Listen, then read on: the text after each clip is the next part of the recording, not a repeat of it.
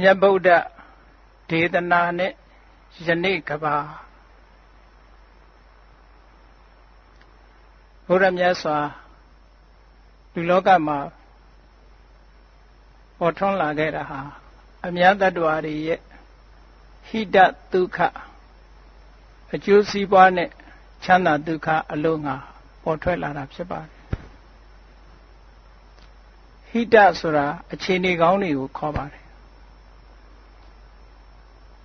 ဟိတဆိုတဲ့အခြေအနေကောင်းတွေရှိမှသာလျှင်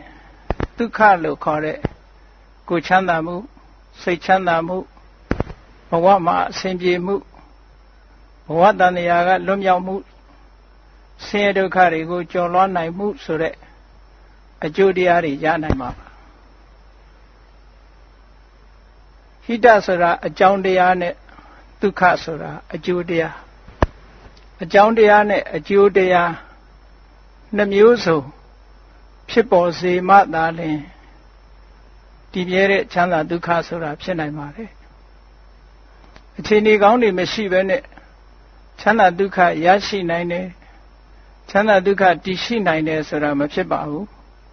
ဒါကြောင့်မို့လို့ဘုရားမြတ်စွာပွင့်ပေါ်လာတာနဲ့ပတ်သက်ပြီးတော့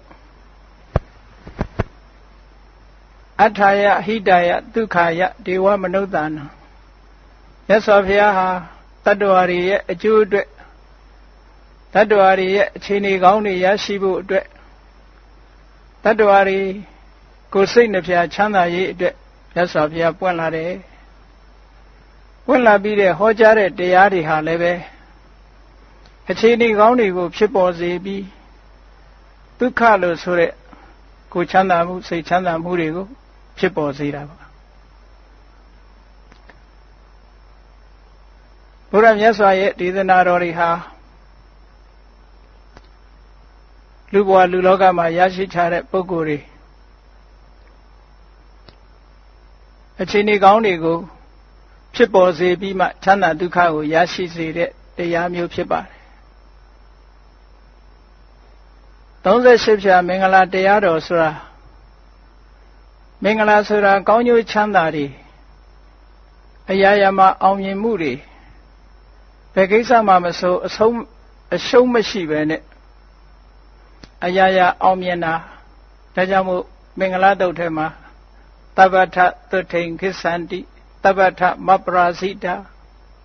သဗ္ဗထမပ္ပရာဇိတာဘယ်ကိစ္စမှဆိုမရှုံးဘူးအောင်မြင်နိုင်တယ်သဗ္ဗထသုထိန်ခိသန္တိအရာရာမှာ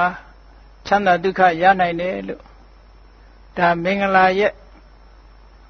အကျိုးတရုပ်ကိုဖော်ပြတာပါထိုကဲ့သို့အရာရာအောင်မြင်ဖို့နဲ့အရာရာချမ်းသာဖို့ဆိုတာ38မျိုးသောအခြေအနေကောင်းတွေရရှိရမှာဖြစ်ပါတယ်လူမိုက်တွေနဲ့မပေါင်းဘူးပညာရှိနဲ့ပေါင်းတယ်ဆိုတာဒါအခြေအနေကောင်းတွေကိုဖန်တီးပေးတာအဲဒါကလို့လူမိုက်တွေနဲ့မပေါင်းခြင်းပညာရှိနဲ့ပေါင်းခြင်းလို့ဆိုတဲ့အခြေအနေကောင်းမှမရှိဘူးဆိုလို့ရှိရင်ချမ်းသာဒုက္ခဆိုတဲ့မင်္ဂလာအကျိုးတရားမရနိုင်ပါဘူးမြတ်စွာဘုရားဟောတဲ့တရားဒေသနာတော်တွေဟာ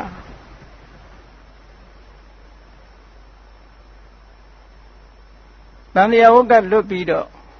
နိဗ္ဗာန်ချမ်းသာကိုရဖို့ဆိုတာကြီးတခုတည်းမဟုတ်ပါဘူးတန်တရားရဲ့ခြင်းလဲနေတဲ့အချိန်မှလည်းပဲအရာရာအစဉ်ပြေပြီးအခြေအနေကောင်းတွေရရှိပြီးချမ်းသာဒုက္ခရဖို့တဘဝကနေတဘဝတန်တရားတဲ့လဲတဲ့အခါမှာလည်းပဲဆင်းရဲဒုက္ခနည်းနိုင်သမျှနည်းပြီးချမ်းချမ်းသာသာရှိဖို့ဆိုတာမြတ်စွာဘုရားကတရားဓမ္မတွေကိုဟောထားတာဖြစ်ပါတယ်ဒါကတစ်ပိုင်းမှာနောက်ဆုံးတန်တရားဝကနေလွတ်ပြီးကိုခြင်းနာခြင်းသိခြင်းလို့ဆိုတဲ့ဒီဆင်းရဲဒုက္ခတွေကလုံးဝလွန်မြောက်တဲ့ထာဝရငြိမ်းချမ်းတဲ့အငြိမ့်တက်ကိုရရှိခြင်းနဲ့ဆိုလဲမြတ်စွာဘုရားဟောတဲ့တရားတော်ဟာထိုနောက်ဆုံးအဆင့်ဖြစ်တဲ့နိဗ္ဗာန်ချမ်းသာကိုလည်းပဲရောက်ရှိစေတဲ့နိလန်းတွေကိုလမ်းညွှန်ထားတာဖြစ်ပါတယ်ဒီကနေ့မြန်မာနိုင်ငံမှာရှိတဲ့ဗုဒ္ဓဘာသာဝင်သူတော်စင်တွေအများစုကဘုရားမြတ်စွာဟောထားတဲ့ပိဋကတ်30နိကေ9ပြားဓမ္မခန္ဓာပေါင်း84,000ဆိုတဲ့ဒီတရားတွေဟာလောကုတ္တရာတရားတွေဖြစ်တယ်ဘုန်းကြီးစာတွေဖြစ်တယ် တို့နဲ့မဆိုင်ဘူးလို့ဒီလိုထင်ကြတယ်မြတ်စွာဘုရားဟောတဲ့တရားတွေဟာလောကုတ္တရာကိုဥတည်တာမှန်တော်လဲပဲလောကမှာနေထိုင်ရေးအတွက်စီးပွားရေးလူမှုဆက်ဆံရေးနိုင်ငံရေးဆိုတာလို့လောကမှာအစဉ်တပြေရှိဖို့နိလန်အမျိုးမျိုးကိုမြတ်စွာဘုရားဟောထားခဲ့တာပါဒါကြောင့်မို့ပိဋကတရားတော်တွေဟာနိဗ္ဗာန်ရောက်ကြောင်းတရားကြီးမဟုတ်ပါဘူးနိဗ္ဗာန်မရောက်ခင်ဆက်ချတန်တရားမှာလဲနေတဲ့အချိန်စီးပွားဘယ်လိုရှာရမလဲကိုချင်းတရားကောင်းအောင်ဘယ်လိုလုပ်ရမလဲ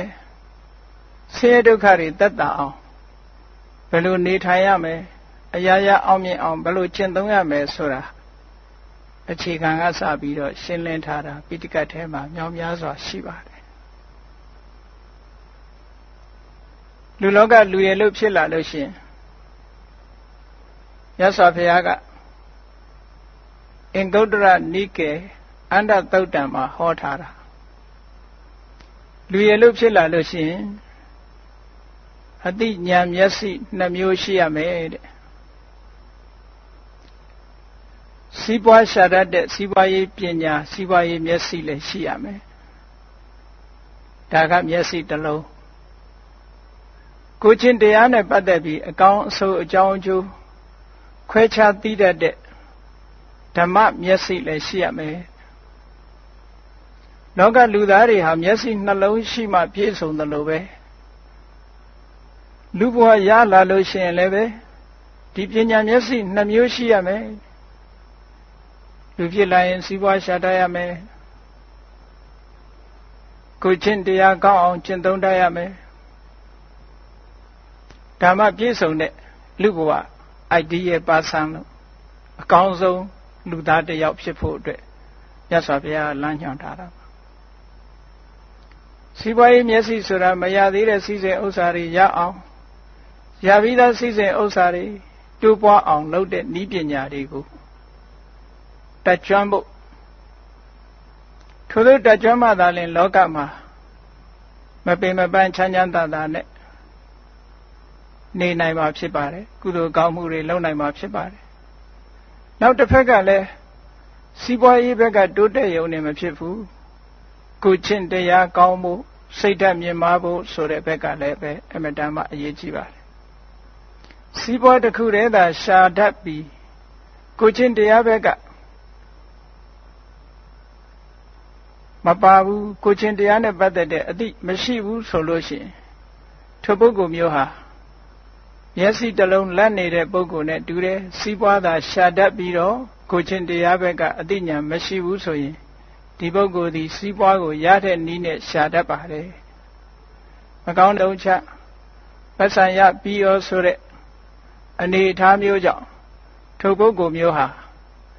သူရလာတဲ့စီးစိမ်ဥစ္စာလဲကြာရှည်ခံတဲ့စီးစိမ်ဥစ္စာမဖြစ်ပါဘူးတခဏမြစီးပွားရေးအောင်မြင်တော့လဲမကြခင်ထိုစီးပွားရေးဟာလက်လွတ်ဆုံးရှုံးသွားနိုင်ပါတယ်ကိုချင်းတရားနဲ့ထိမ့်မထားလို့ရှိရင်စီးပွားဥစ္စာတိုးတက်မှုဟာထိုပုဂ္ဂိုလ်အတွက်အန္တရာယ်ကြီးဖြစ်ပါတယ်ဒါကြောင့်မို့မြတ်စွာဘုရားလောကလူရလို့ရှိရင်အသိပညာ2မျိုးရအောင်လုပ်ရမယ်ဒါအခြေအနေကောင်းတွေကိုမြတ်စွာဘုရားဟောတာပါအခြေအနေကောင်းတွေကိုဟောပေးတာ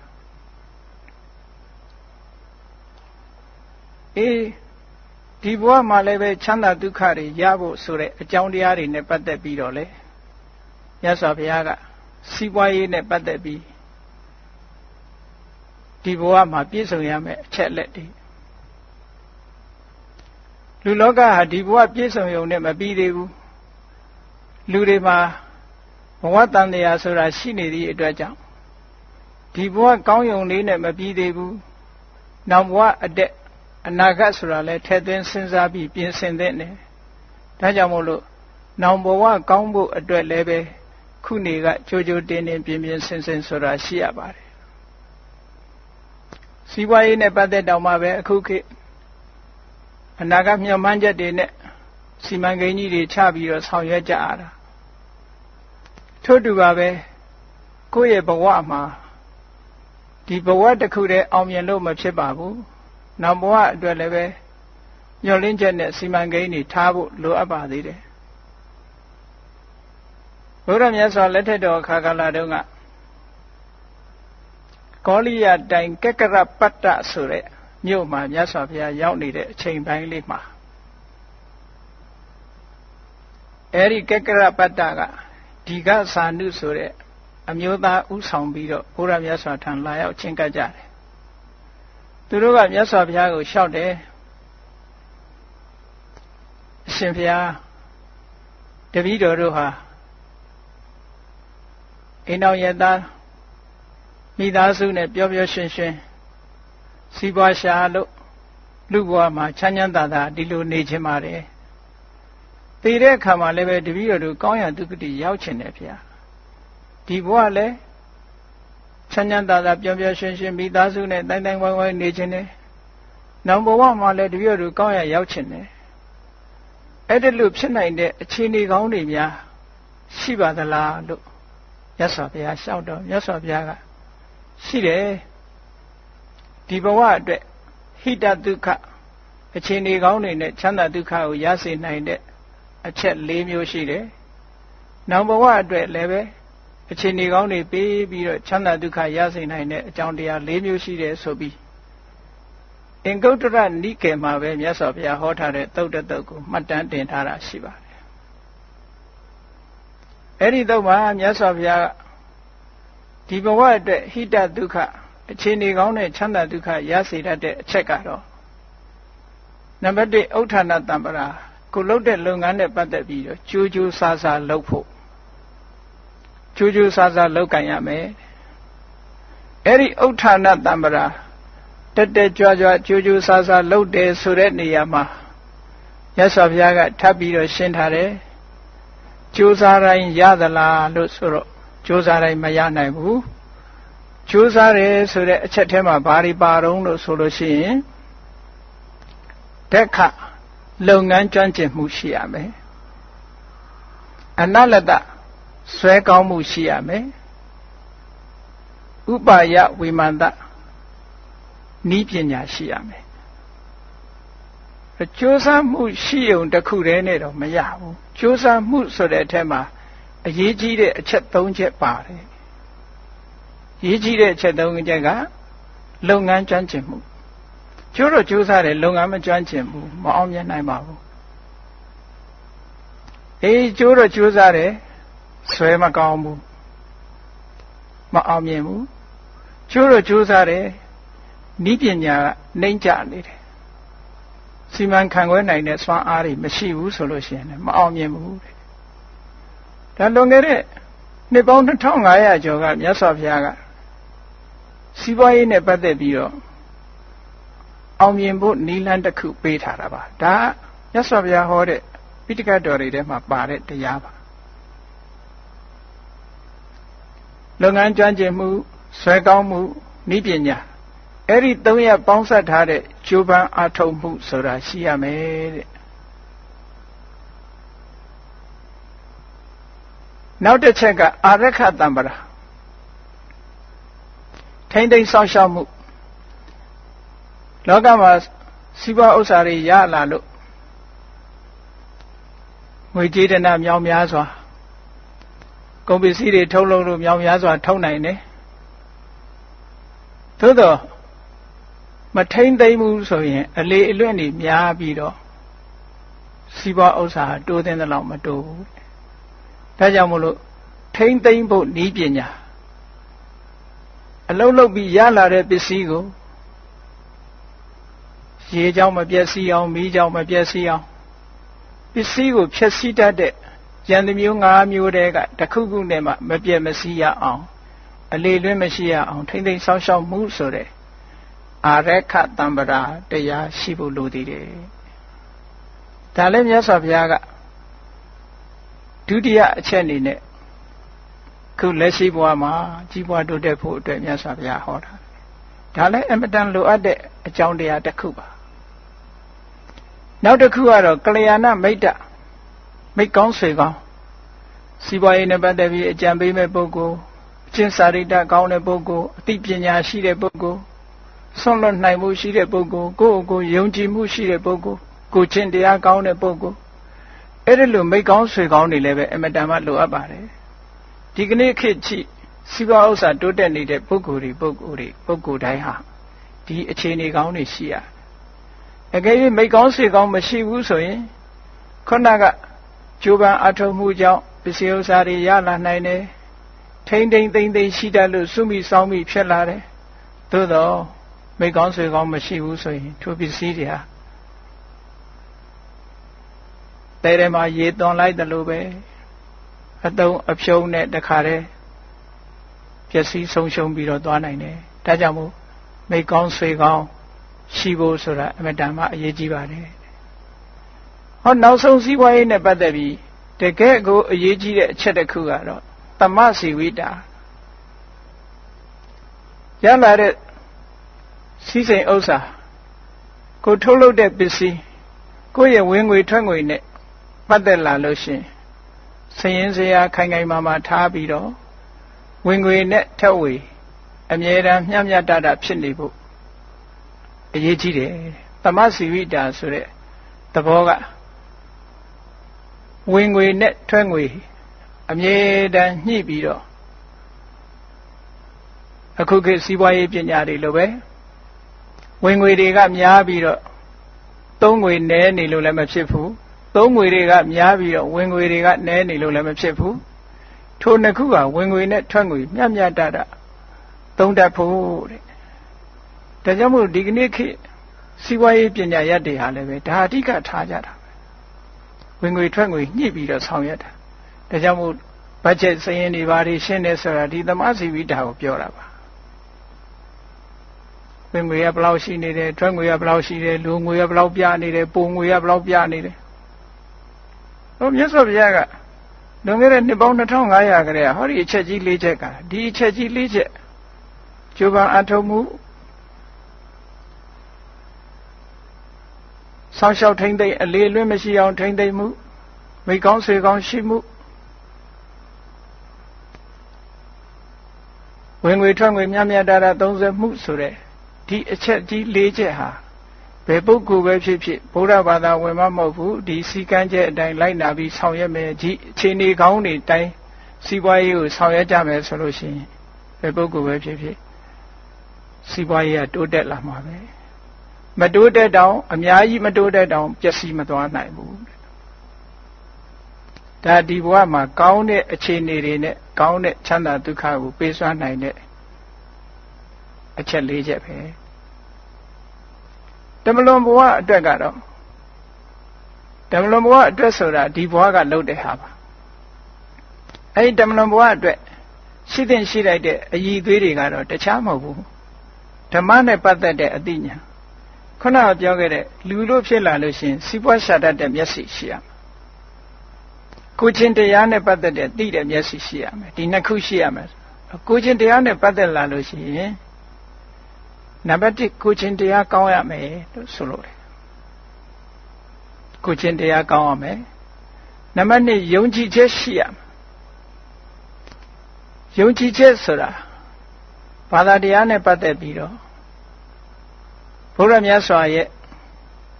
ဒီနေရာမှာတော့မြတ်စွာဘုရားဟောထားတဲ့တရားထဲမှာဘုရားမြတ်စွာရဲ့မှန်ကန်စွာသိတဲ့အသိဉာဏ်ကိုလက်ခံယုံကြည်လို့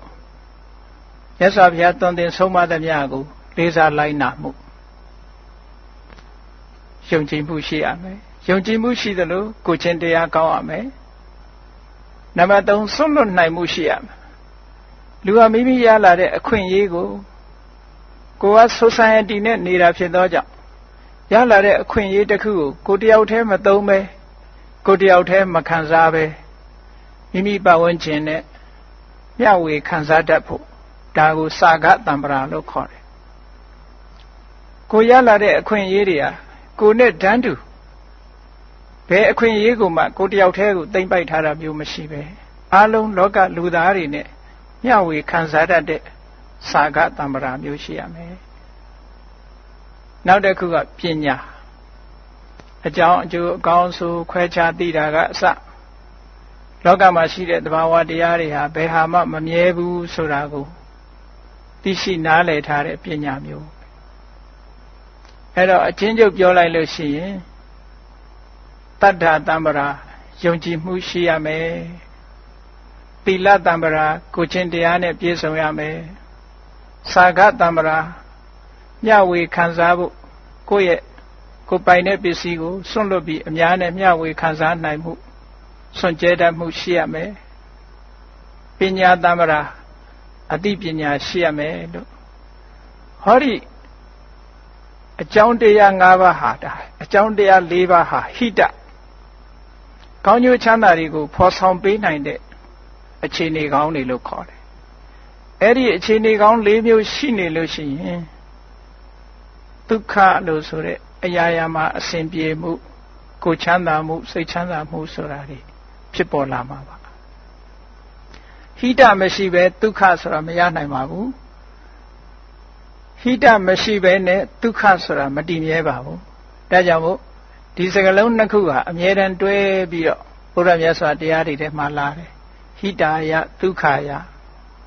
အခြေအနေကောင်းတွေရှိရမယ်ထိုအခြေအနေကောင်းတွေကြောင့်ဖြစ်ပေါ်လာမဲ့ချမ်းသာဒုက္ခတွေရရှိနိုင်တယ်ဒီလိုဘုရားမြတ်စွာရဲ့ပိဋကတ်30နိကေ9ပြဓမ္မခန္ဓာထဲမှာလောကလူဘဝရရှိလာတဲ့ပုဂ္ဂိုလ်တိုင်းလိုက်နာကျင့်သုံးရမယ့်အချက်တွေအများအပြားဖော်ပြထားတာတွေ့ရလို့ဘုရားဘာသာဝင်သူတော်စင်တွေအနေနဲ့ဘုရားဟောတဲ့တရားအတိုင်းလိုက်ပြီးစီးပွားရေးကိုဆောင်ရွက်ကြမယ်ဆိုလို့ရှိရင်စီးပွားဘက်ကလည်းတိုးတက်နိုင်ပါတယ်လူမှုရေးဘက်ဆောင်ရွက်ကြမယ်ဆိုရင်လည်းပဲလူမှုရေးဘက်ကတိုးတက်ကြတယ်တော်တော်များများကဗုဒ္ဓမြတ်စွာရဲ့ဗုဒ္ဓဘာသာဝင်ဖြစ်ပေမဲ့လို့ဗုဒ္ဓဟောကြားတဲ့တရားနဲ့ပတ်သက်လာလို့ရှိရင်အဆင့်မြင့်တဲ့ဘက်ကိုသိပြီးတော့ကြည့်ပြီးတော့မြတ်စွာဘုရားအနိစ္စဒုက္ခအနတ္တစသဖြင့်ဟောတယ်တန်တရားညီငွေဖို့ရဟောတယ်ဆိုဒုက္ခသစ္စာ၄ပါးထဲမှာဆိုရင်ဒုက္ခသမုဒယဆင်းရဲမှုကိုဥတည်ဟောတယ်ဆိုတော့မြတ်စွာဘုရားရဲ့တရားကိုတချို့အထင်မြင်လွဲတဲ့ pessimism လို့အဆိုးမြင်ဝါဒလို့ဒီလိုတောင်အထင်မြင်လွဲကြတာရှိတယ်မဟုတ်ပါဘူးတန်တရားဟုတ်ကလွတ်မြောက်ဖို့အတွက်တွေ့တာမှုကိုပယ်ဖို့ရာကဒီနည်းလမ်းပဲရှိပါတယ်တန်တရားထဲမှာအစဉ်တပြေနေဖို့ရာအတွက်မြတ်စွာဘုရားဟောထားတဲ့တရားတွေမြောက်များစွာရှိတယ်လူမှုရေးနဲ့ပတ်သက်လာလို့ရှိရင်လေမြတ်စွာဘုရားဟောထားတာသင်္ကာလဝါဒသုံးပါအလုံးရှင်နဲ့အလုံးသမားဆက်ဆံရေးမိသားစုအတွင်းဆက်ဆံရေးတဦးနဲ့တဦးပေါင်းသင်းဆက်ဆံရေးဆိုတာတွေမြတ်စွာဘုရားဟောထားတယ်ခုနစီးပွားရေးနဲ့ပတ်သက်တဲ့အချက်လက်တွေဟာကြီးပွားတိုးတက်နေတဲ့ပုဂ္ဂိုလ်တွေကြီးပွားတိုးတက်နေတဲ့နိုင်ငံတွေကြီးပွားတိုးတက်နေတဲ့ကုမ္ပဏီတွေမြတ်စွာဘုရားဟောတဲ့တရားကိုမသိတော်လဲပဲမြတ်စွာဘုရားဟောထားတဲ့အချက်လက်တွေနဲ့ပြည့်စုံတယ်လို့ပြောနိုင်ပါတယ်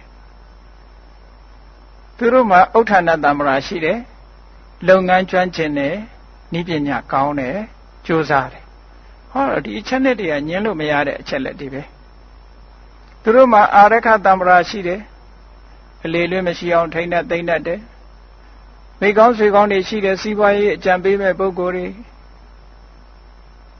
အကျင့်ကောင်းတဲ့ပုဂ္ဂိုလ်တွေဟောသမစီဝိတာလို့ဆိုတဲ့ဝင်ငွေထွက်ငွေစီးပွားရေးကျမ်းကျင်တဲ့ပညာရှင်တွေဟောဒီအချက်နဲ့တွေနဲ့ပြည့်စုံလို့စီးပွားရေးတိုးတက်တာပါ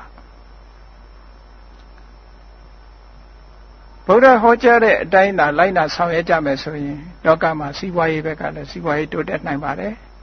လူမျိုးရေးဘက်ကလည်းပြဿနာတွေနည်းနိုင်တယ်များနည်းပြီးတော့အဆင်တပြေဖြစ်နိုင်ပါတယ်ကောင်းတဲ့အခြေအနေတွေခြေနေကောင်းတွေအကြောင်းတရားတွေကိုမြတ်စွာဘုရားဟောထားတယ်အပရိဟာနိယတရားမပြတ်စည်းဝေးပါညီညီညွတ်ညွတ်စည်းဝေးပါညီညီညွတ်ညွတ်စည်းဝေးပြီးဆုံးဖြတ်ပါဆုံးဖြတ်ချက်အတိုင်းတညီတဲ့အကောင့်ထဲပေါ်ပါဆိုတာအခြေခံထားတာပါနောက်ဓမ္မပဒမှာကြည့်မယ်ဆိုလို့ရှိရင်မြတ်စွာဘုရားကနာဟိဝေရေနဝေရဏိတမ္မန္တိဒကုရသနာအဝေရေနသတမ္မန္တိဧတဓမ္မောတဏ္ဏတနောငြိမ်းချမ်းတဲ့နည်းဟာမေတ္တာတို့တရားသာဖြစ်တယ်လို့ဟောဓမ္မပဒမှာမြတ်စွာဘုရားဟောထားတာရှိပါတယ်ဘုရားမြတ်စွာဟောထားတဲ့တရားဓမ္မအတိုင်းလိုက်နာမယ်ဆိုလို့ရှိရင်ကဘာကြီးကလည်းငြိမ်းချမ်းသွားမှာပါစီးပွားရေးတိုးတက်မှုလည်းဖြစ်နိုင်တယ် ကဘာကြီးငြိမ်းချမ်းမှုလည်းဗုဒ္ဓတရားတော်ကဖော်ဆောင်ပေးနိုင်တယ်စီးပွားရေးလူမှုရေးအားလုံးအစဉ်တပြေဖြစ်ပြီးတော့ငြိမ်းချမ်းတဲ့ကဘာကြီးတစ်ခုဖန်တီးနိုင်ဖို့အတွက်ဘုရားမြတ်စွာဟောထားတဲ့တရားဒေသနာတော်တွေရှိပါတယ်သို့သောဒီအခြေခံတရားတော်ဒေသနာတွေကိုဘုရားဘာသာအများစုကသိပြီးတော့မသိကြဘူးအထူးသဖြင့်မြန်မာလူမျိုးတွေတဲကဖရာတရားတော်တွေဟာလောကုတ္တရာတရားတွေပဲဘုန်းကြီးစာတွေပဲတို့နဲ့သိမဆိုင်ဘူးလို့ဒီလိုစီးပွားရေးဘက်မှာဖရာတရားတော်အတိုင်းအသုံးချရမယ်ဆိုတာအမတန်မှအသိနည်းကြပါတယ်အသိတဲ့ပုဂ္ဂိုလ်ရှိတောင်မှတချို့ကမသိုံနဲ့မကဘူးမြတ်စွာဘုရားဒီဗုဒ္ဓဘာသာတရားတော်တွေအတိုင်းလုပ်လို့ရှိရင်စီးပွားရေးမတိုးတက်နိုင်ဘူးလို့တောင်ဒီလိုထင်တာရှိတယ်ဘုန်းကြီးတို့2000ပြည့်နှစ်ကဘုန်းကြီးတို့စီမှာလာပြီးတော့ PhD thesis ကိုရီးယားဘိက္ခုနီအမျိုးသမီးတဦးဟာဘုန်းကြီးတို့စီလာအကူအညီတောင်းပြီးတော့ PhD thesis လာလုပ်သွားတာရှိပါတယ်သူနဲ့စကားဆက်မိလို့ပြောတော့သူတို့ကိုရီးယားမှာတဲ့သူတော်များများအမြင်ရှိတယ်ဘုရားဘာသာဖြစ်လို့ရှိရင်တိုင်းပြည်မကြီးပွားနိုင်ဘူးလို့တော်အမြင်ရှိကြတယ်အဲ့ဒီအမြင်ကဗုဒ္ဓတရားတော်ကိုမသိလို့သူတို့ကဘာကိုချိတုံးလို့ဆိုလို့ရှိရင်ပါဏာတိပါဒဝေရမဏိသူ့အသက်ကိုမသားရဘူးသူဥစ္စာမခိုးရဘူးစသဖြင့်၅ပါးသီလကိုမလုပ်ရဘူးရှောင်ရမယ်ဆိုတာတွေကိုကြည့်ပြီးတော့လောကကြီးမှာဒါတွေရှောင်နေလို့စီးပွားရေးလုပ်လို့မဖြစ်ဘူးလို့ဒီလိုယူဆကြတာရှိပါတယ်အမှန်စည်းပွားဖြစ်နိုင်တဲ့နိလန်းတွေအများကြီးရှိတယ်မြတ်စွာဘုရားကမလုပ်ရဘူးလို့ပြောတဲ့ဟာကဝါရိတ္တလုပ်ရမယ်လို့ပြောတာကစာရိတ္တဝါရိတ္တသီလနဲ့စာရိတ္တသီလနှစ်မျိုးရှိတယ်မလုပ်ရဘူးဆိုတာတွေဒါရှေ့တန်းတင်ပြီးတော့လုပ်ရမယ်ဆိုတာတွေကြတော့မေ့ထားကြတယ်လုပ်တဲ့နဲ့ဆိုခုနကြည့်အရခတမ္မရာဥဋ္ဌာဏတမ္မရာလုံလဝိရိယရှိရမယ်အရခတမ္မရာထိမ့်သိမ်းဆောက်ရှောက်မှုနဲ့ပြည့်စုံရမယ်ကလျာဏမိတ်တာမိကောင်းဆွေကောင်းတွေရှိအောင်ကြိုးစားရမယ်သမစီဝိတာဝင်ငွေထွက်ငွေမြတ်တာအောင်သုံးဆွဲတတ်ရမယ်ဆိုတဲ့ဒီအခြေအနေကောင်းတွေလောက်ရမယ်ဆိုတာတွေနဲ့ပတ်သက်လာလို့ရှိရင်မေ့ထားကြတယ်အဲ့ဒါကြောင့်မို့လို့ဗုဒ္ဓတရားတော်ပေါ်မှာတချို့ကယနေ့ကဘာမှာအထင်အမြင်လွဲနေတာလေးတွေရှိတယ်ဆိုတာသိရတယ်ဘုန်းကြီးတို့မြန်မာနိုင်ငံမှာဗုဒ္ဓဘာသာအများစုဟာခုနပြောတဲ့အတိုင်းလောကုတ္တရာစာတွေဘုန်းကြီးစာတွေလောကီကိစ္စနဲ့မဆိုင်ဘူးလို့ဒီလိုယူဆချက်တွေအများကြီးရှိနေပါတယ်တကယ်ကအဲ့လိုမဟုတ်ပါဘူးဘုရားမြတ်စွာရဲ့တရားတော်တွေမှာနှစ်ပိုင်းရှိတယ်တစ်ပိုင်းကတန်တရားထဲမှာဘဝတစ်ခုအနေတစ်ခုဘဝတစ်ခုရလာတဲ့အခါမှာအခြေအနေကောင်းတွေဖြစ်ပေါ်စေပြီးတော့ချမ်းချမ်းသာသာလူဘဝတစ်ခုဖြတ်သန်းနေထိုင်သွားဖို့တန်တရားတဘဝကနေပြီးနောက်တစ်ဘဝလဲပတ်တဲ့အခါမှာလည်းပဲတန်တရားလဲတဲ့အခါမှာလည်းပဲချမ်းချမ်းသာသာဒီလိုဖြစ်ဖို့အခြေအနေကောင်းတွေကိုမြတ်စွာဘုရားကဟောကြားထားတာဖြစ်ပါတယ်နောက်ဆုံးမြည်သည့်ဘာသာတရားမှမပါတဲ့လုံးဝဒုက္ခတွေချုပ်ငြိမ်းရာကိုကျင့်တရားအသိပညာတရားကိုလည်းမြတ်စွာဘုရားကဟောထားတယ်အဲ့ဒီတရားကဘာလဲလို့ဆိုလို့ရှိရင်ဝိပဿနာကျင့်စဉ်တရားပဲဒါကလူလောကလူရည်လို့ဖြစ်လာတဲ့အခါဘဝပေါ်မှာတွေ့တာမှုဆိုတာရှိကြတယ်မိမိဘဝကိုတွေ့တာတယ်မိမိဘဝကိုတွေ့တာသည့်အတွက်ကြောင့်ကိုယ့်ရဲ့ပတ်ဝန်းကျင်ကိုတွေ့တာတယ်အဲ့တော့ထိုအတွေ့တာသည်ကိုယ့်ဘဝကိုလည်းတွေ့တာတယ်ပတ်ဝန်းကျင်ကိုလည်းတွေ့တာတယ်အဲ့ဒီအတွေ့တာတွေကဘာကိုဖြစ်စေသလဲလို့ဆိုရင်ဝေါရီလို့ဆိုတဲ့စိုးရိမ်မှုတွေတောကတွေကိုဖြစ်စေတယ်အတွေ့အတာရှိတဲ့နေရာမှာစိုးရိမ်မှုဆိုတာပေါ်လာတယ်အတွေ့အတာမရှိရင်စိုးရိမ်မှုမရှိပါဘူးကိုယ်မပိုင်ဆိုင်တဲ့ပစ္စည်းတစ်ခုပေါ်မှာမြည်သူမှတောကမဖြစ်ပါဘူးကိုယ်ပိုင်ဆိုင်တဲ့ပစ္စည်းတစ်ခုပေါ်မှာသာတောကဖြစ်တယ်ကိုယ်နဲ့မသိတဲ့လူတစ်ယောက်ပေါ်မှာတောကမဖြစ်ပါဘူးကိုယ်နဲ့သိတဲ့ပုဂ္ဂိုလ်ပေါ်မှာသာတောကဖြစ်တာပါအဲ့တော့တောကလို့ဆိုတဲ့ worry ဟာ တွေ့တာမှုပေါ်မှာအခြေခံတယ်အဲ့တော့တောကရှိနေသေးသမျှညီလူမှစိတ်ချမ်းသာမှုဆိုတာအပြည့်အဝမရနိုင်ပါဘူးစိတ်ချမ်းသာမှုအပြည့်အဝရချင်လို့ရှိရင်တောကလို့ဆိုတဲ့ဒီတရားကိုဖယ်ရှားပြရမှာဖြစ်ပါတယ်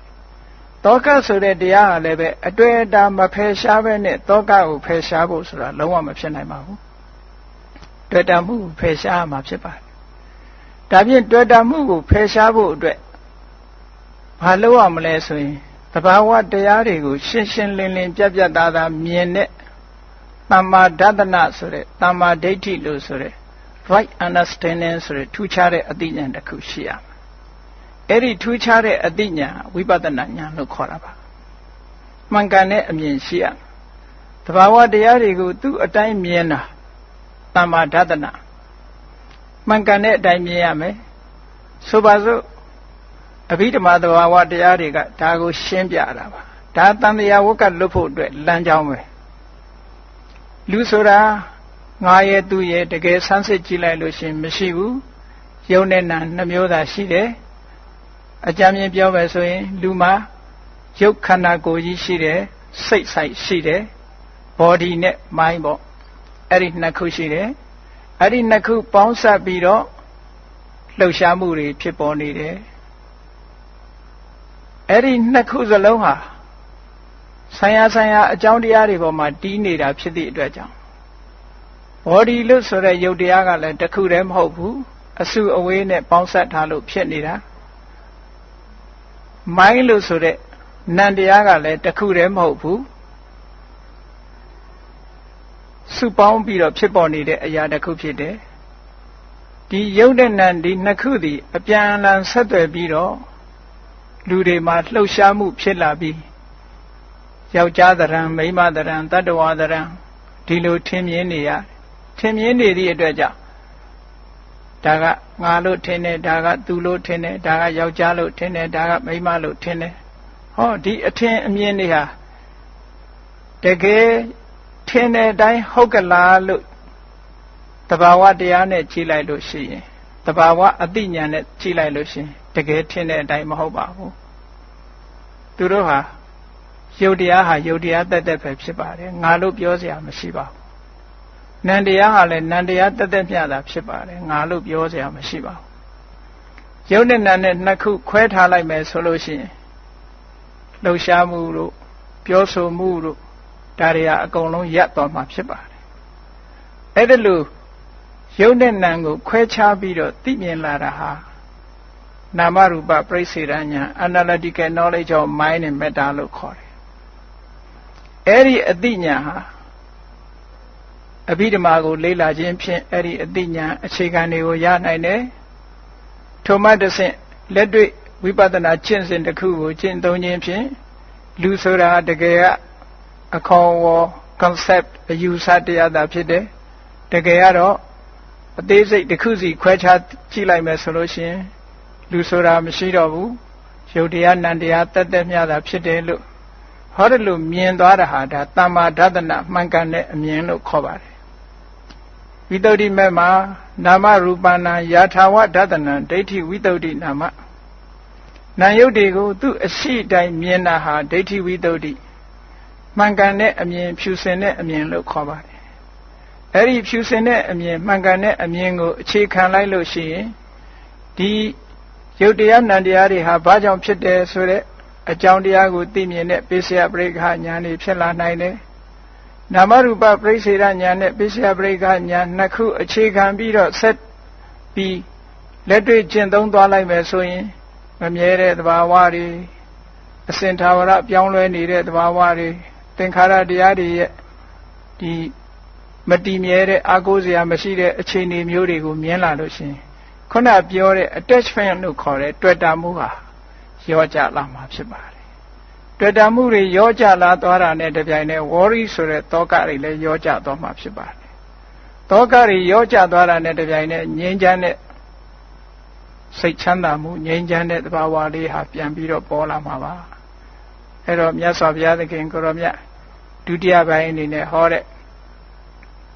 တန်တရားဝကထွမြောက်ရာလမ်းဆိုတာဝိပဿနာကျင့်စဉ်ဖြင့်မစ္စည်းမပฏิပဒါလို့ခေါ်တဲ့ right understanding မှန်မှန်ကန်ကန်နားလည်ခြင်းထိုမှန်မှန်ကန်ကန်နားလည်ခြင်းဆိုတဲ့အခြေအနေကိုရောက်အောင် right thought မှန်မှန်ကန်ကန်စဉ်းစားတတ်ခြင်းဆိုတဲ့သမ္မာသင်္ကပ္ပ right effort ဆိုတဲ့သမ္မာဝါယာမမှန်မှန်ကန်ကန်နိလန္တကြစနစ်တကျကြိုးပမ်းအားထုတ်ခြင်းသမ္မာတတိ right mindfulness လို့ခေါ်တဲ့မှန်ကန်စွာတတိယမှုနဲ့သမ္မာသမာဓိ right concentration လို့ခေါ်တဲ့အာယုန်တစ်ခုတည်းပေါ်မှာမှန်ကန်တဲ့နိလန်းခြင်းနဲ့စူးစိုက်ခြင်းလို့ဆိုတဲ့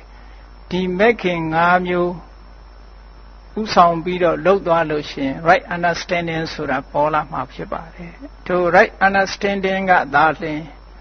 တန်တရားထဲမှာဖြစ်ပေါ်လာစေတတ်တဲ့ကိလေသာဆိုတဲ့အကြောင်းတရားတွေကံကိုဆက်ဖို့လုပ်နေတဲ့ကိလေသာဆိုတဲ့အကျိုးတရားတွေအကြောင်းတရားတွေဒါတွေကိုဖယ်ရှားပြစ်နိုင်မှာဖြစ်ပါတယ်ကိလေသာဆိုတဲ့အဆိုးတရားတွေဖယ်ရှားပြစ်လိုက်ခြင်းဖြင့်ကောင်းကံဆိုးကံဆိုတာတွေဟာလည်းပဲအကျိုးပေးနိုင်တော့မှာမဟုတ်တော့ပါဘူးထိုကံတွေအလုံးအကျိုးမပေးနိုင်တော့ဘူးဆိုလို့ရှိရင်နောက်ဆုံးအကြောင်းတွေပြတ်သွားရင်ဒုက္ခတွေဟာအကုန်လုံးချုပ်ငြိမ်းပြီးတော့ရဆိုင်သွားမှာဖြစ်ပါတယ်ဒါကိုပဲသာဝရငြိမ်းတဲ့အငြိမ်းတဲ့နိဗ္ဗာန်လို့မြတ်စွာဘုရားကဒုတိယပိုင်းမှာဟောတာပါနောက်ဆုံးတန်တရားထဲမှာနေရင်ချမ်းသာဒုက္ခရနိုင်တဲ့နိလန်းတွေနောက်ဆုံးမှာထိုချမ်းသာဒုက္ခရတဲ့ဆိုတောင်အိုခြင်းနာခြင်းသေခြင်းဆိုတဲ့ဒီဒုက္ခတွေကမလွတ်နိုင်ဘူးအဲ့ဒီအိုခြင်းနာခြင်းသေခြင်းဆိုတဲ့ဒီဒုက္ခတွေလွတ်မြောက်ရာဖြစ်တဲ့မဂ္ဂင်၈ပါးအကျင့်တရားကျင့်သုံးမှသာလျှင်လောကမှာရှိတဲ့ပြဿနာမျိုးစုံကလုံးဝချုပ်ငြိမ်းပြီးလွတ်မြောက်မှာဖြစ်ပါတယ်ဆိုတဲ့အကြောင်းကိုအာလုံးဗုဒ္ဓဘာသာဝင်သူတော်စင်တို့သည်ဘုရားမြတ်စွာဟောထားတဲ့မြတ်ဗုဒ္ဓဒေသနာနှင့်ယနေ့ကဘာအကျိုးပြုနိုင်ပုံကို